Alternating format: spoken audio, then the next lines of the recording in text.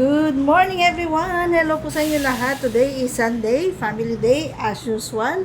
Pag ganitong family day, syempre talaga nagluluto ako ng aming pagsasaluhan. At ngayon ang aking recipe na lulutuin ay ang aking pinakapaborito na sinigang. Yung ating seafood sinigang.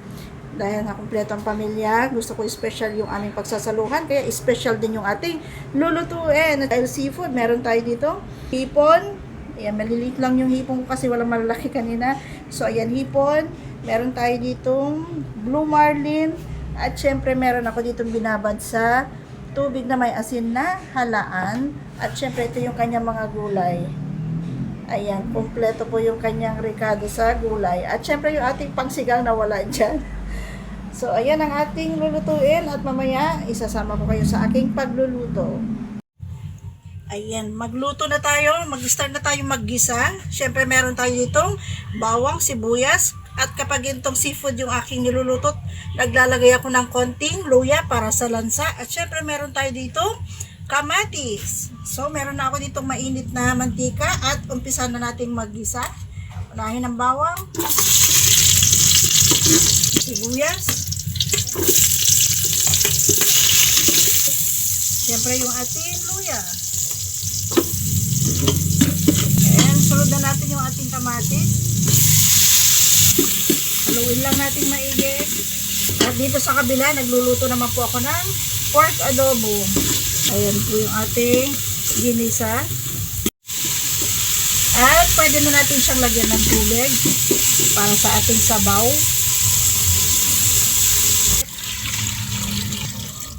At takpan. And check na natin. Ayan, kapag ganyan kumukulo na, pwede na natin lagyan ng pampalasa. Lagyan na natin ng patis. Naglalagay din ako ng shrimp cube. Siyempre, paminta. Siyempre, asin. Konti lang muna.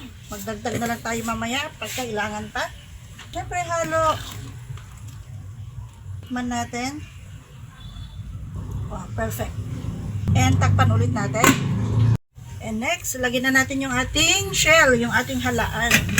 Alam nyo itong recipe na to ay napakabilis lang lutuin. Sunod-sunod na lang yan kasi. Sunod-sunod na lang yan na ihuhulog. Kasi madali lang naman lutuin itong ating mga ingredients. Check natin. Tignan natin yung ating isda.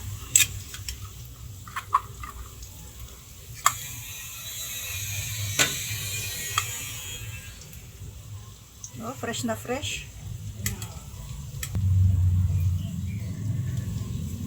Sunod na rin natin yung ating hipon.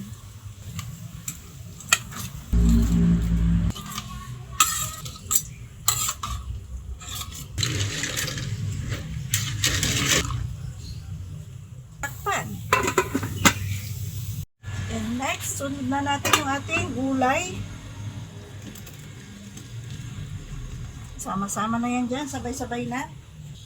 At syempre haluin, ilubog natin lahat yung gulay para mas mabilis siyang maluto. Takpan muna natin. And next, lagyan na natin yung kanyang pangsigang. Haluin natin. And tikman. Oh, sarap. Dagdagan lang natin ng konting asin. At haluin. At ilagay na natin yung huling ingredients, yung ating dahon ng kangkong.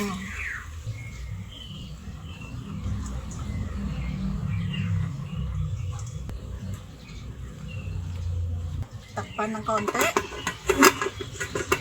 Para hindi siya umapaw. Huwag masyadong takpan. And check na natin. Wow!